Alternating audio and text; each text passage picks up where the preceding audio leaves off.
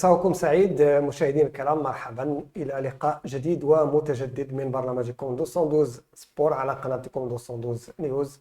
حلقة مباشرة اليوم الخميس، وسنخصص الحيز الأكبر منها للحديث عن مخلفات مؤجل الجولة 14 من الدوري الاحترافي، وبنهاية المباريات والمؤجلات الثلاث تسديد الستار على النصف الأول من الدوري وعلى مرحلة الذهاب. كذلك سنعود لنتحدث عن التصدع الذي يهم والذي الآن حاصل داخل بيت فريق الرجاء الرياضي البيضاوي، وبطبيعة الحال النقاش كذلك وآخر أخبار كرة القدم على مستوى الدوري الوطني هواته. سعداء على أنه لمناقشة هذه المحاور يكون معنا اليوم اللاعب السابق والإطار والمدرب الحالي زكريا زاهد. زكريا، مرحبا بك وشكرا لتلبيتك الدعوة. شكرا لك أخي الكريم، وتحية ليك وتحية لجنود الخفاء والمشاهدين ديال 212. زكريا، بعد فين هاد الأخبار؟ الصخيرات دابا لحد الآن مع الفريق أنت مع ديالي. أشبال الصخيرات. مع أشبال الصخيرات فضل الله. نعم زكريا، أنت مسارك كان مسار متميز على مستوى كرة القدم. الآن يعني حبستي شوية بكري يا زكريا. ماشي حبست بكري، ولكن كانت تعرضت لواحد الإصابة، ومن بعد يعني جاوني عروض من الفرق، يعني في ماشي غادي نقول لك يعني أقل مستوى من الفرق اللي كنت كنلعب اللهم فيهم. نحبس تتبغي كما تنقولوا كتبغي تخليها كما تنقولوا باردة. بعزة. نعم، خليها هذا هو اللي كاين. انت اللي لعبتي النادي المكناسي، كنتي في الرشاد، مدرسه الرشاد البرنوصي، النادي المكناسي، الوداد، الدفاع الحسني الجديدي، لعبتي مع الحسيمه. الحسيمة يعني هادو هما المحطات اللي كانوا عندك، وهاد الفرق يعني في اوج البريمير العطاء ديفيزيون، ديالهم. يعني في القسم الوطني الاول، يعني ماشي سهل نتلعب فيهم. فيعني هذا شرف لي، حملت قميص في هذه الفرق الحمد لله. نعم، مشيتي من بعد يعني وقفتي المسار ديالك تقريبا وقفتي في 2014 2015 لا، في 2016 و16 17. 2016 2017، يعني دابا تقريبا واحد 8 ديال السنوات. بحال ايوا هكا. كانت عندك واحد يلاه 31 سنه ولا 32 سنه. تقريبا 31 سنة. حبستي الاصابه هذا هو كانت هذا هو اللي قلت لك، يعني جاوني فرق، جاوني لا داعي لذكر الاسماء ديالهم، اللي بصراحه يعني ملي كتلعب في واحد اللوغيتم طالع، كتجي كتهبط تشوف شي باش تطيح حويجات، النيفو. ما صافي الحمد لله، قلت الله ما نخليوها بعزه الحمد لله، والتجأنا لواحد احسن فتره اللي دوزت يعني مع هاد النوادي كون ذكرنا، اكيد غتكون ربما كنعتقد فتره الوداد وهي والنادي المكناسي. فترة الوداد، يعني فترة يعني ما عمرني غنساها، بحكم اننا كنا تنلعبوا في واحد العصبة، وكنتي كتلعب في ونادي كبير، يعني فهمتي. والنادي الرياضي المكناسي اللي لعبنا معاهم حتى هو كأس ديال الكاف، لعبنا كأس ديال العرب، لعبنا فيناليست كونتر المغرب الفاسي. يعني هاد المحطات يعني كيبقاو راسخين لك في الذاكرة ديالك. والحمد لله الفرق الاخرين حتى هو لعبنا في القسم الوطني الاول، ولكن هاد الفرق يعني كما تنقولوا داروا باركور زوين. ملي كنهضروا على النادي المكناسي ديال 2013، فيعني الا جيتي تشوف راه تكلاساو مزيان في الشامبيونا، مشينا لا فينال ديال لا كوب دي تخون مع كونتر المغرب الفاسي اللي داو الثلاثيه داك الموسم مع التوصيق. فيعني هاد المحطات يعني غيبقاو دائما، غيبقاو راسخ ليا في الذاكره ديالي. نعم. الان تحولتي للمجال ديال التدريب، كانت عندك تجربه مع العزيز الرشاد البرنوسي اللي هو الفريق ديالك اللي انطلقتي منه.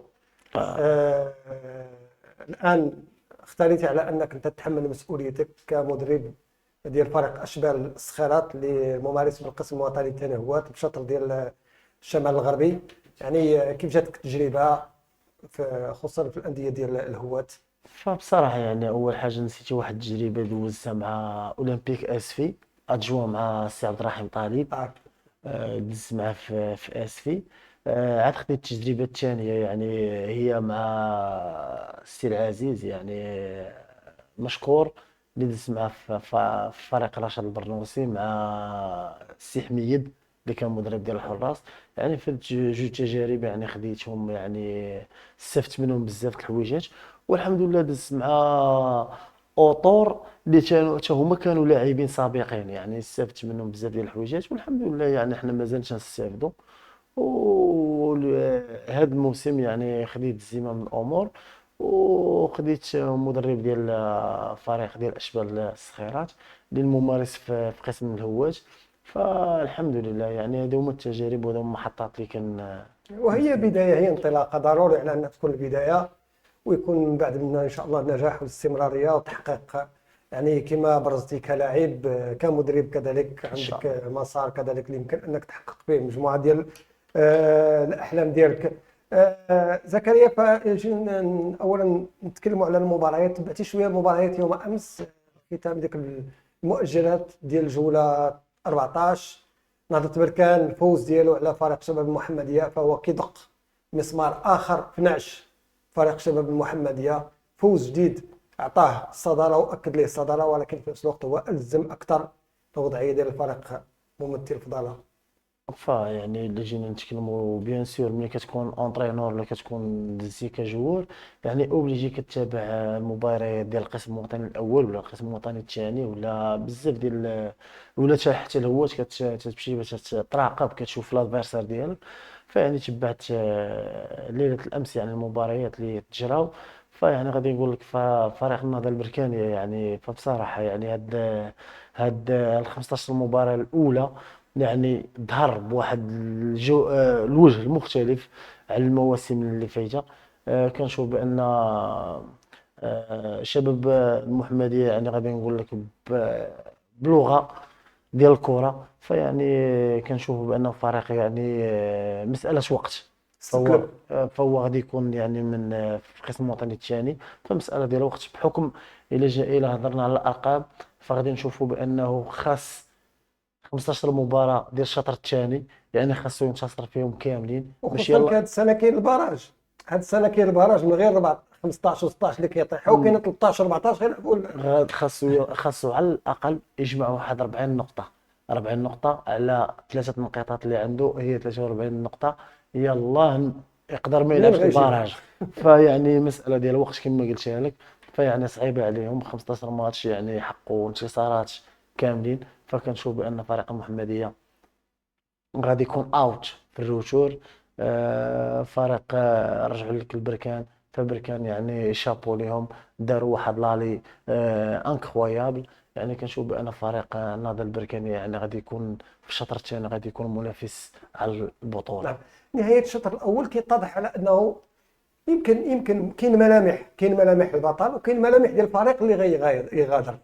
بمعنى على انه ممكن انه الامور تحسم مبكرا الى بقات، خصوصا بالنسبه للفريق ديال النهضه البركانيه، الى بقى الفريق محافظ على الاستقرار وغادي بنفس الوتيره ديال النتائج اللي كيحققها. من 45 نقطه الان محقق فريق 36 نقطه، يعني على انه ممكن انه تحسم البطوله الى بقى بنفس الوتيره مبكرا هذا السنه. فيعني دابا تبعنا يعني كاملين حنا كاع الحمد لله المغاربه تبعوا البطوله ديال هذا الموسم. فيعني بركان بركان قلتها لك وغنعاود نقولها لك بان الفريق يعني ظهر بواحد الوجه مختلف هذا الموسم مع المدرب يعني التونسي. فيعني كنشوف بان بركان في الروتور غادي يكون معادله صعبه بحكم انه ما غاديش نقول لك هو اللي قريب مي كيحاول كل ماتش يدي فيه الانقطاع ديالو باش يمشي باش يبتعد على المركز الثاني اللي هو فريق الجيش الملكي اللي دابا هارب عليه صح. بتسعة نقاط. يعني ثلاثه ديال المباريات.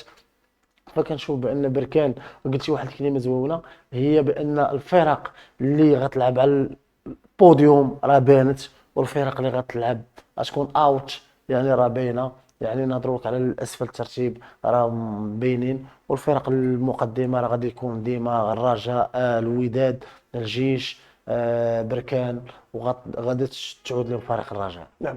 آه، الفريق الجيش الملكي اللي استطاع على انه يحقق انتصار كان صعب جدا امام المغرب التطواني. البعض كان كينتظر على انه الازمه والمشاكل اللي مر منها فريق المغرب التطواني يمكن تسهل، او لا على الاقل غادي يكون واحد اللقمه سائغه بالنسبه لفريق الجيش الملكي، ولكن العكس هو اللي وقع. شفنا على انه اول المغرب التطواني كان سباق للتسجيل، كيف على انه سجل عاد فريق الجيش الملكي سجل المغرب التطواني هدف اللي تمرق ديال التعادل. بمعنى على ان كانت نديه كبيره جدا في هذه المباراه، وبين على ان المغرب التطواني رغم المشاكل اللي كانت فدائما كيبقى واحد مثابه عظم بالنسبه لفريق الجيش الملكي. يعني الا جينا نتكلموا فالا شتي الموسم الماضي شكون اللي منح البطولة لفريق الرجاء، فهو فريق المغرب التطواني، بحكم أن كان الفريق العسكري يعني خصو هذاك ينتصر التعادل اللي كان. فوالا يعني خصو ينتصر في مدينة تطوان وما ما تحققش ليه. فيعني ديما المباريات اللي كتكون بحال هكذا تكون صعيبة. رجع لك فريق المغرب التطواني، فريق المغرب التطواني دائما تيلعب كرة، ودائما تيكون معادلة صعبة في الميدان ديالو. كما تبعنا يعني ليلة الأمس يعني مباراة كونتر فريق الجيش الملكي، كل شيء كان تيقول نتظر بان فريق المغرب التطواني غادي يكون كما قلتي واحد اللقمه سهله، مي العكس صحيح. يعني شتيهم كيفاش وقفوا ند لند امام الفريق العسكري، رغم الفريق العسكري بانه انتصر وجاب 3 بوان. نعم، وبان على ان المباراه كانت مشوقه، لان حتى الدقائق الاخيره ديالها وكانت مشوقه عكس المباراه ديال فريق الشباب المحمديه مع النهضه البركانيه. يعني صحيح على انه بقاو جارين حتى الدقائق الاخيره عاد سجلوا جوج ديال الاهداف، ولكن كانت باينه السيطره ديال فريق النهضه الرياضي البركانيه، والكل كان ربما متجه اتجاه واحد على ان الفوز غيكون النهضه البركانيه الى المباراه بالجيش، لان حتى الثواني الاخيره بقى فيها التشويق. يعني هنا فين تنقول عاوتاني غنرجعوا لك للعامل الذهني ديال اللاعب، يعني العقليه تاع اللاعب ديال شباب المحمديه ماشي هي العقليه ديال اللاعب المغرب التطواني. الشباب المحمديه يعني حتى اللاعب ملي كيدخل المباراه يعني تيعرف كاين اللي راسو، كيدخل منهزم كاع. تيدخل فوالا كما قلتي تيدخل منهزم، وهذا هو الصعيب اللي تيكون عند اللاعب. يعني اللاعب تيدخل بدنيا او ذهنيا منهزم، فيعني تتشوف ديك المباراه تيأديها في الملعب تتكون مباراه كما تنقولوا ماشي نفس العقليه تاع اللاعبين ديال المغرب التطواني اللي شفناهم دخلوا واخا في الرصيد ديالهم 10 نقاط، ولكن كانوا ند لند امام فريق الجيش الملكي. نعم. كاين المباراة الثالثة اللي كانت ختامية، اللي هي جمعت الدفاع الحسن الجديدي والرجاء، اصطدام أخضر. الرجاء بعد 3 ديال الانتصارات رجعت شوية ديال الروح الثقة شوية للجماهير، ولكن كتجي مباراة ديال الدفاع الحسن الجديدي، الفريق يزيد أو يرش الملح على الجرح ديال فريق الرجاء، ويزيد يأزم الوضعية ديال فريق الرجاء، وهي الهزيمة اللي فقط هي انتصار مستحق لفريق الدفاع الحسن الجديدي بدون نقاش، لانه فريق عرف كيفاش يفوز في المباراه، كان افضل في المباراه على مستوى جميع الخطوط ديالو، ولكن كان تفكك كبير في الخطوط ديال فريق الرجاء، كان مشاكل كثيره تتضح لانه يعني الفريق مازال ما شدش الطريق. الرجاء مازال ما شدتش الطريق ديالها في الدوري. فصحيح يعني فريق الرجاء يعني هذا الموسم يعني كاين تيتخبط يعني في المدربين. يعني كشتي 3 ديال المدربين في هذا يعني في 15 مباراة تقريبا، يعني في الشطر الاول ما بين العصبة وما بين يعني هاتي نزلنا على الصادق 4 دابا. لان كان الجيناني، كان سبيكو الجيناني يعني جا. يعني الله يحسن العوان. يعني فريق الرجاء يعني هذا هو المشكل اللي عنده تيتخبط في المدربين. شتي ليله الامس يعني مباراه كونتر الدفاع الحسن الجديدي، ما شفناش ذاك الراجل المعروفه، الراجل هذيك اللي كتجي وتتانسيستي عليك وكدير له سيستيم جو ديالها وكتخليك انت كما تنقولوا انت كتخاف منها. مي شفنا ليله الامس يعني مباراه يعني الرجاء بهذاك بانت المستوى اي فريق ممكن يربحها. اي فريق دابا تنشوفوا في البطوله الوطنيه ممكن ينتصر على فريق الرجاء. مي الرجاء ديال شحال هادي كانوا كيخلعوا، كانوا هما اللي كيجيو وهما اللي كما تنقول لك هما اللي كيديروا لي السيستيم ديالهم، هما كيفرضوا عليك لعبهم. تيفرضوا عليك لعبهم وتيفرضوا عليك انت تانتيغرا معاهم. دابا ولينا كنشوفوا العكس، فريق الرجاء في هذه المباريات بحكم ان عندهم بزاف ديال لي بروبليم، من بينهم ذكرنا المدرب يلاه مشى، المدرب جا، عندهم بزاف ديال لي زونطرينور كاينين. فيعني هذا هو اللي تيخلي فريق الرجاء يعني يظهر بعض المباريات تيظهر بواحد المستوى اللي هو مستوى محتشم. نعم. ونزيد كزكريا لانه البارح من بعد المباراه كان واحد التصريح اللي شويه كان اثار الجدل، واللي ممكن نقولوا على انه عرى شويه على الوقائع وشنو كيحصل وشنو واقع داخل فريق الرجاء. التصريح اللي كان ديال اللاعب يوسف بن العمري. يوسف بن العمري من بعد نهايه المباراه قال ودي على انه راه ما يمكنش فيك انك تزرع الشوك وتحصد الورد او تقطف العسل، ولا يعني قال على ان المسؤولين خاصهم يتحملوا مسؤوليتهم. اللاعبين الله يكون في عوانهم، قال على انهم كيديروا اكثر من جهدهم وحتى هما مدمرين. الجمهور يستاهل الفريق اللي اكثر وافضل من هذا الشيء، وما يمكنش قال على انه ما يمكنش فريق اللي حقق الازدواجيه ديال الكاس والبطوله يدخل المعسكر ديال بدايه الموسم في تونس ب 13 لاعب فقط. يعني غتلقاه هو اللاعب، يعني اللاعب غتلقاه ربما ما عرفتش انا الكواليس شنو كاينه تما.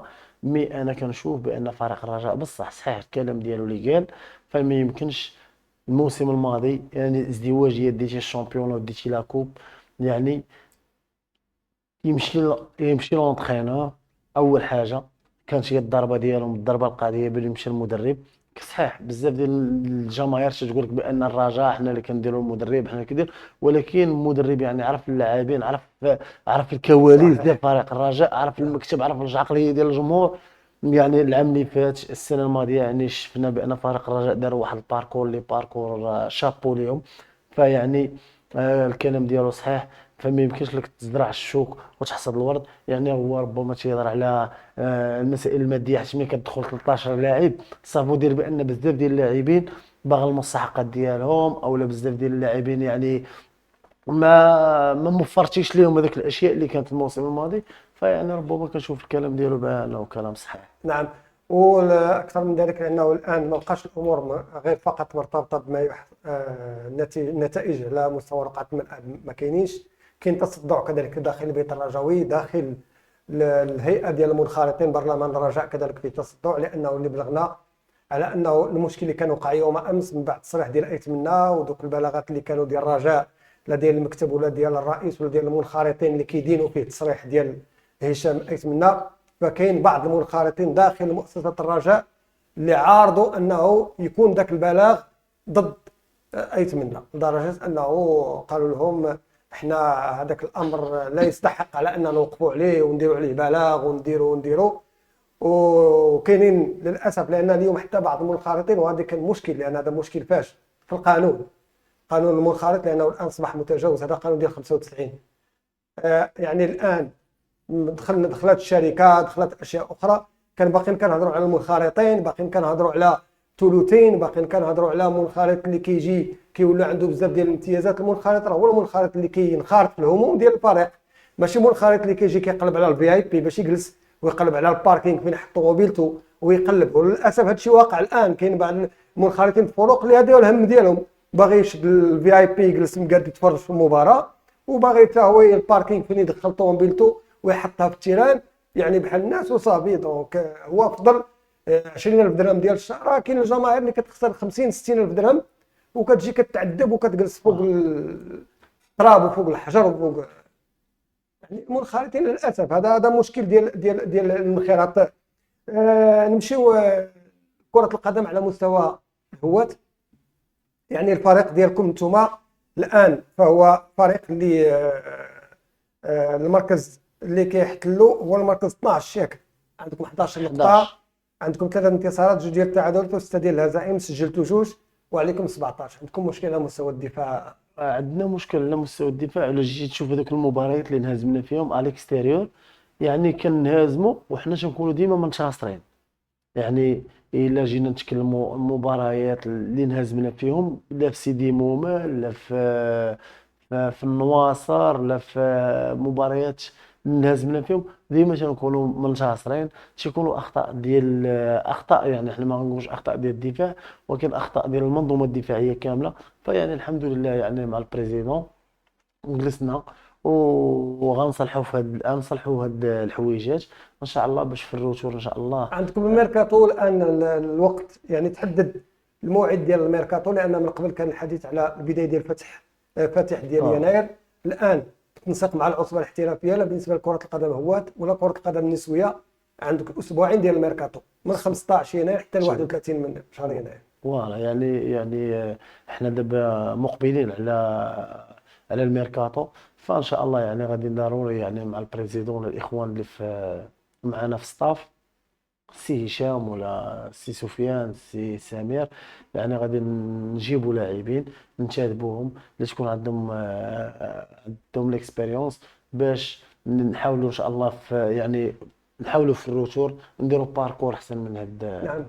بالنسبه للفريق شنو مهيئ لكم ظروف، مهيئين لكم ظروف ديال الاشتغال على مستوى البنيه التحتيه، على مستوى يعني الامور الاخرى الماديه، اللاعبين والمنح والاشياء كثيره، يعني واش كتشتغلوا بارتياح؟ شوف انا غادي ماشي زعما كما غادي نشكرو ولا هذا، فيعني فمشكور السي الرئيس سي محمد الروزي، اللي هو انسان طموح، انسان اللي من هذا الجانب المادي والروزي ديال الرياضه ولد الرياضه. اه ولد الرياضه. وديما تنتكلم مع اللاعبين تنقول لهم راه قبل ما يكون هو ولد الرياضه راه هو داز لعب قبل ما يولي مسير. يعني في المسائل الماديه فشابو ليه. درت واحد التحليل يعني في القسم ديال الهواة، فما لقيتش شي مدرب شي رئيس اللي كنهضر معاه تنقول ليه بلاتي على الفلوس وهذه تيجي تيعطي البريم في الفيستير. م- المباريات كاع اللي غادي تعادلنا اجور كل شيء. في الفيستير يعني في المستودع، والله ما كيخرج شي واحد حتى تياخذ فلوسه في المستودع. قبل ما يعرف ينشف العرض قبل ديالو. معاه كيدوش كيقول لك كيدوش يجي، آه. كيدوش كيجي. يعني نهضروا في هذا الجانب المادي، فيعني شابو لي انسان طموح تيقول لك انا بغيت نوصل لشي حويجات ان شاء الله بهذا الفريق ديالي، وهذا الفريق اللي كان من المؤسسين ديالو هو ولعب فيه حتى هو. فيعني تيقول لك بان ان شاء الله غادي نوصلوا في شي حويجات اللي كنتمنى انا نشوفهم فيهم النادي. الملعب، البنيه التحتيه فالملعب يعني الملعب ديالنا يعني الملعب ديال في الصخيرات، يعني ملعب صوبات ولا فيدراسيون، يعني عشب اصطناعي من جودة عالية. الحمد لله دابا كتمرنوا فيه، كتلعبوا فيه كنتمرنوا فيه المباريات كنلعبوا عندكم، فيه. يعني ما عندكمش مشكل؟ نزيدك بان فريق ديال الوداد تمارا كيتريني فيه، كيجي كيترينيو فيه صافو دير بانه ارضيه مزيانه. يعني الحمد لله يعني في هذا الجانب ما عندناش مشكل. وشنو بالنسبه لكم يعني العقده، ما نقولش عقده اهداف لانها تكون شويه كلمه كبيره، ولكن على الاقل كنعتقد على انه بالمقارنه بهذه النتيجه الان اللي محصلها الفريق، فالاهم هو الفريق على الاقل يحافظ على مكانته على اساس انه يبني الموسم المقبل ولا المستقبل يمكن ينافس. فيعني اول شيء يعني باش جلسنا مع السي الرئيس يعني في بدايه الموسم حنا والاخوان ديال الستاف، فيعني تكلمنا وهضرنا على واحد المسائل اللي هي اي فريق كيطلع من العصب كيطلع الهوات، فيعني هذاك الموسم تينزل. فاول حاجه سطرنا بان الفريق ديالنا يبقى في المكانه ديالو، يعني هو مع الفرق ديال القسم ديال الهوات. نحاولوا نجمعوا لي بوين ديالنا، نحاولوا نقادوا الامور ديالنا ان شاء الله باش ما نسقطوش هذا الموسم، والموسم الماجي ان شاء الله تغير الرؤيه، وان شاء الله نشوفوا شنو غادي نديروا. نعم. بالنسبه للمنافسات ديال كره القدم الهوات دائما سي زكريا، كاين الدوري الوطني هوات اللي لحد الساعه فالدور 11 الى حدود الدور 11 كاين واحد المفاجاه بالنسبه للفريق الصاعد اللي هو الاتحاد الرياضي ابي الجعد، واللي كان الاسبوع الماضي الضيف ديالنا من خلال الرئيس ديالو سي نور الدين حساك اللي تكلم لنا على الفريق وعلى المسار وعلى يعني كيف الفريق استطاع يصعد، وفي نفس الوقت الان هو يتصدر ترتيب ب 25 نقطه، متبوع بامل تيزنيت 23 نقطه والمنصوريه ب 22 نقطه. على مستوى مسفل الترتيب حسنية لازاري اللي يلا تعاقدوا مع الحسن ابرامي عندهم 14 8 نقاط في الرتبه 14. الاتفاق المراكشي اللي عاد نزل، وبالمناسبه كنتمناو الشفاء العاجل لسعيد الشرع الرئيس ديال الفريق لانه طالع الفراش، كانت وعكه صحيا، نتمنوا له الشفاء العاجل ان شاء الله. والمرتبه 16 الاخيره جمعيه سهله سي زكريا. يعني شوف انا الحمد لله يعني الموسم الماضي خديت تجربه في هذا القسم مع رشاد البرنوسي كما قلنا لك، مع الاخ عزيز والسي حميد. يعني فالمفاجاه ديال هذا الموسم هو الفريق ديال بجال، يعني صعد. انا ما صراحه يعني ما قلتش انه غادي يدير هذا الباركور. دابا الحمد لله كنشوفوا بانه هو الفريق اللي متسيد في هذا الشطر. كنشوف بانهم مازال عندهم، بحكم ان لا بليبار ديال الفراقي غادي نقراوهم كما تنقولوا، غادي غيعرفوا لي بوين فيبل ولي بوين فور ديالهم. يعني كنشوف بان في الروتور غادي يكون صعيب عليهم. نمشي لك الصديق ديالي والاخ ديالي اللي تنحترمه وكنتكلم معاه ديما اللي هو السي الحسن ابرامي، كنتمنى ليه مع لازاري يخرجهم من ديك ديك الرتبه اللي بصراحه ما كيستاهلوهاش. فانا عندي ثقه ان شاء الله في السي حسن ابرامي بانه غادي يرجع بالفريق، وفي هذا الروتور غادي يكونوا يديروا باركور زوين. نعم. وجمعية سلام، جمعية سلام مع رشيد الغفلاوي، هذا إطار وطني اللي كنشتغل في إفريقيا، بزاف ديال الفرق إفريقيا وفي ليبيا وفي بعض، عنده تجربة كبيرة. ولكن للأسف لأنه الفريق إلى حدود دور 11 بدون فوز، وفريق اللي كيعاني على مستوى سفل الترتيب، عنده فقط 7 ديال النقاط من 7 ديال التعادلات، 4 ديال الهزائم. والاكثر من ذلك يعني كاين مشاكل، لان كاين لجنه مؤقته، مثلا ما كاين كاينش مكتب عندهم مسير القار، مازال يعني عندهم ليتيج لانهم ممنوعين من الانتدابات. راه ف يعني فبصراحه يعني انا كنتكلم على تنتألم على فريق ديال الجمعيه السلويه، بحكم انني الفريق اللي واجهته في القسم الوطني الاول. اول. نعم. فوالا نعم. يعني فريق اللي كان عنده لاعبين كبار، فريق اللي كنا واجهناه، فريق اللي وكنقولوا كان الجمعيه ديما تيكون. السلويه، راه كنقولوا فوالا كنقولوا اول واحد كان كنقولوا بادو تيكون. الزكي، فوالا كان تيكون معادله صعبه. كنقولوا العلو، كنقولوا مجموعه ديال او الاسماء. ما بزاف ديال اللاعبين اللي مروا في ذاك النادي. فيعني فبصراحه يعني كنتألم ملي كنشوف فريق الجمعيه السلويه يعني يعني مكرفص في القسم ديال الهوات. ودابا الان كنشوفوا يعني هو الاخير.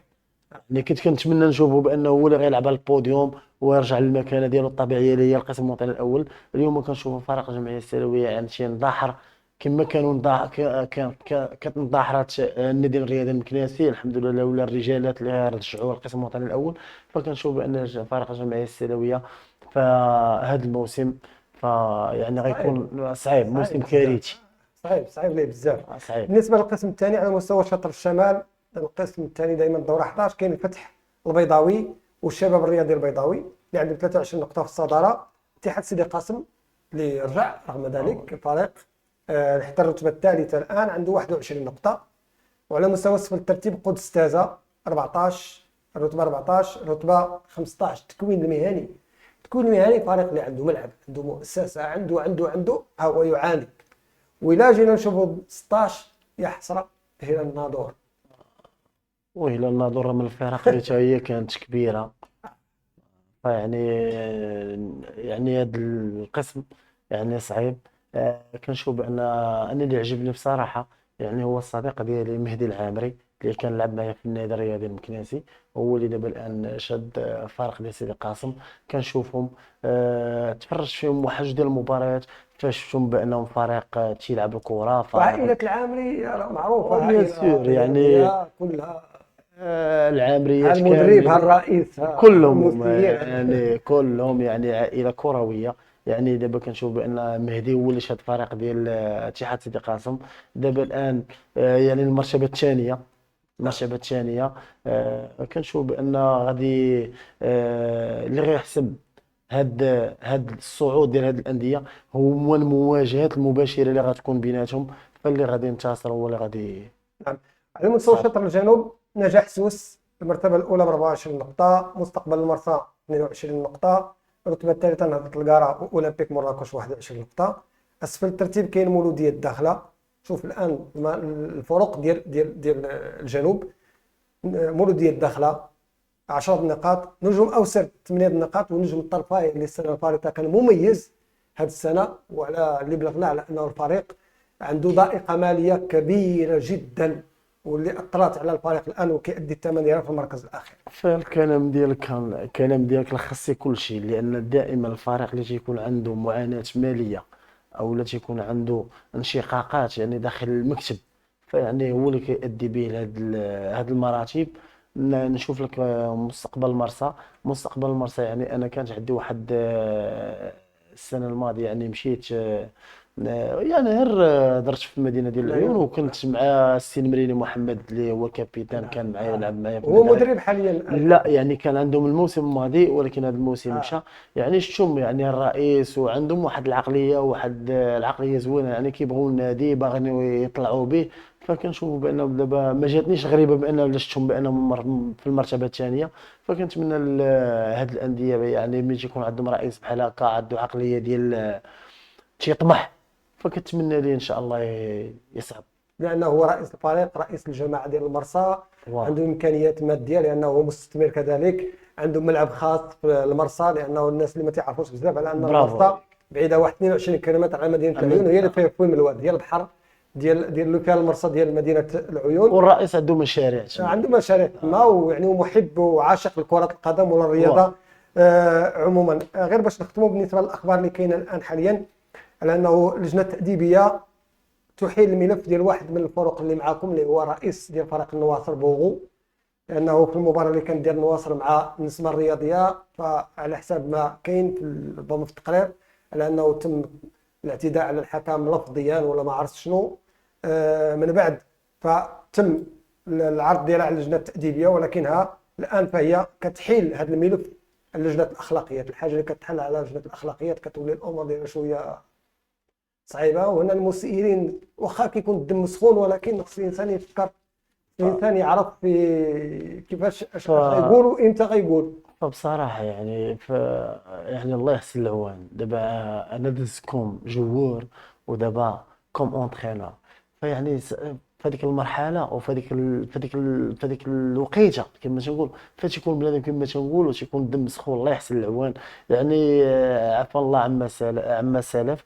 يعني تنتمنى باش يخرجوا بواحد الحل ودي، لا ما بين حنا ما بغينا يتقصح لا الرئيس ديال النادي لا الحكم. لا مشكل كل واحد اليوم ديال النواصر، لانه الرئيس علي بوغو كان موقف وهو مازال موقف.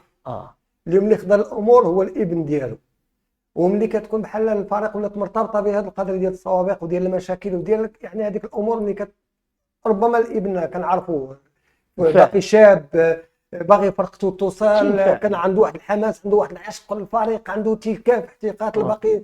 ولكن احيانا هذا الشيء تيكون شويه كتبالغ، المبالغه في هذا الشيء كتادي الثمن ديالها. ماشي غنقولوا حنا مبالغه، راه حنا المباراه الاخيره ديالنا حنا الرئيس راه كان شي نفاعل. يعني الله يحسن العوان. يعني كما تنقولوا كما قلتي ابن ديالو شاب طموح باغي ينتصر، هذه ربما كيشوف شي اوكازيون هو كيبان ليه في انه كان خاص مثلا الحكم يعلن عن ضربه جزاء ولا مثلا شي اشياء، فكل واحد كيشوفها من الطريقه ديالو. فربما هو تينفعل الحكم فمباشره، يعني خاصو هو يراعي بانه هذاك راه مسير او هذاك انسان اللي باغي ينتصر في هذيك المباراه. فيعني لا داعي باش نوصلوا لهذه المسائل ونمشيو حتى للجنه ديال الاخلاقيات ونمشيو لهذا. نعم، اذا فقط غنذكروا على انه رسميا فتم تقرير او تحديد الموعد ديال من 15 ل 31 شهر يناير كفتره ديال الانتقالات الشتويه بالنسبه للقسم الوطني، هو على غرار القسم الوطني الاحترافي وكذلك حتى كره القدم النسويه. سي زكريا زهيد، شكرا جزيلا لك ومرحبا بك في اي وقت. يعني انت لاعب دوزتي كرات في كره الان كتشق المسار ديال التدريبين، نتمنى لك ان شاء الله التوفيق. ان شاء الله. شكرا لك وشكرا للاخوان.